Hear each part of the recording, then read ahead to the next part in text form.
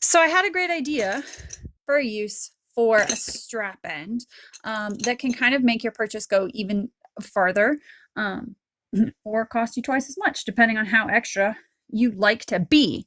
But let's say that you want to take a pair of these and split them up and use them in 2 separate custom bags.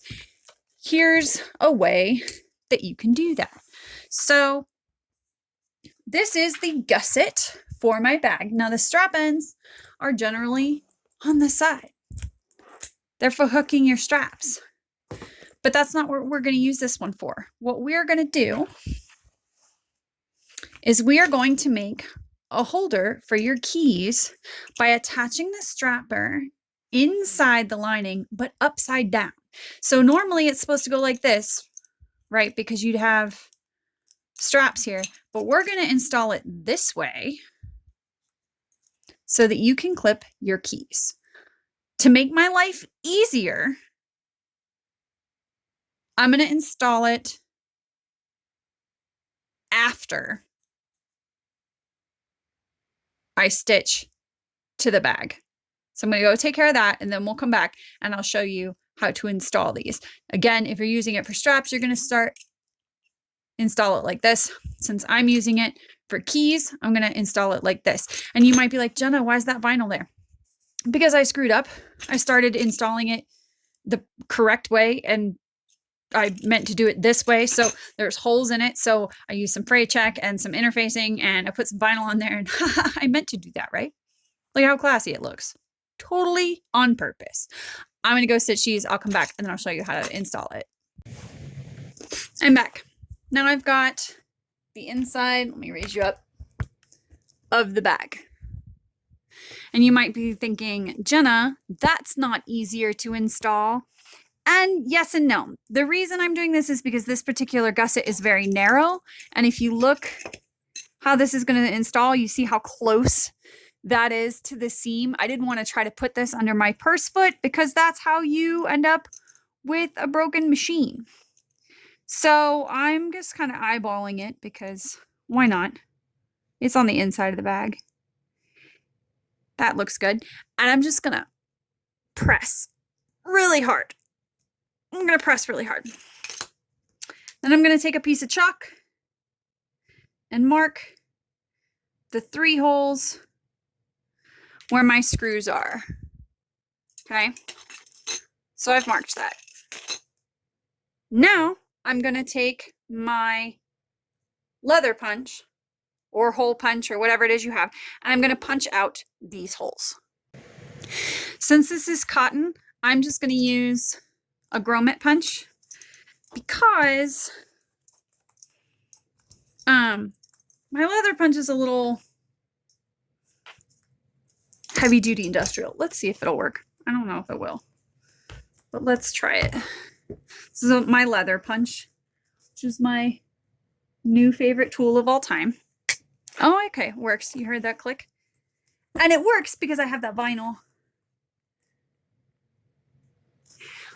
And I know you're probably watching me fight with this thinking, oh my gosh, Jenna, that's not easier. I promise you, it is so much easier than trying to sew with this underneath the foot. Now, if you have a bigger gusset, then, or if you don't want to put it on the gusset, if you want to put it on the main pages, then yeah, absolutely install it first. But you can see I have a zipper pocket there and slip pockets there. So I didn't want it on the same side.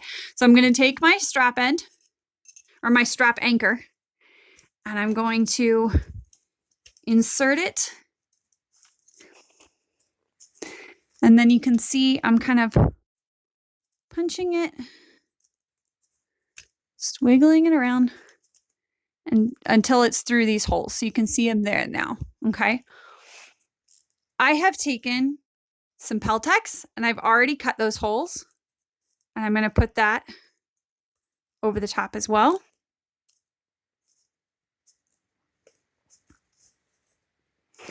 And I'm going to take my screws. You can put some Loctite in here if you want to. This is the kind that I use. Since this shouldn't have any more stress than your keys. I'm not going to worry about it, but of course you can if you want to. You're just going to insert your little screws.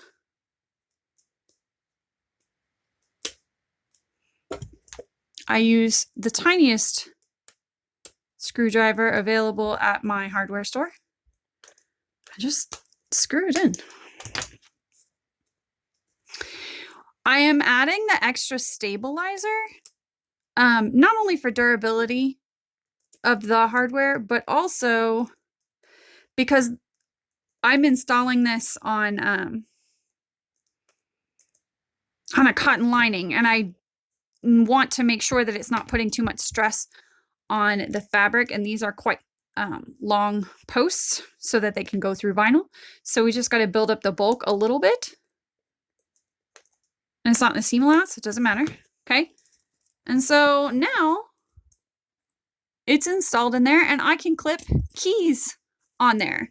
So the last thing I'm going to do is I'm going to take, and you can see I've done it with some other parts here. I'm going to take a piece of white duct tape.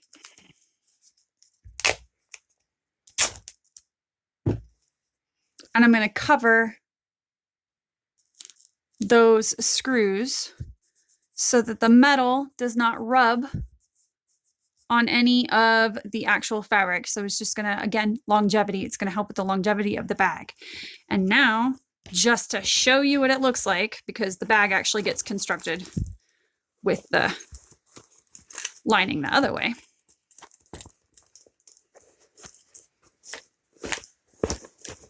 This way, you can see the beautiful lining. Ta-da! So on one side, I have a zipper pocket. Here, I've got a place to clip keys or lip balm or hand sanitizer, but it's a little clip on the inside. Just makes it quick and easy to find stuff. And then on the other side, I have two slip pockets. So this bag has 1, 2, 3 pockets, a clip, and 2 exterior zipper pockets on the outside, plus of course the bag itself. So there's lots of pockets. Stay weird. We've got some bone hardware. I put a bone zipper on this one because the outside is all cathedrals. But yeah, check that out. And it's so classy. And putting in that vinyl, you know, I did it to take care of a mistake, but actually I think that that was better. I think it's better for longevity. I think it looks better. And I'm really glad that that happened. So yeah. So if you wanted to use it as strap end, you'd install it this way. If you want to use it as a key clip, install it that way. And you can install the key clip anywhere you want, like on the back of a Guardian backpack, in your lining like I have. Fun stuff.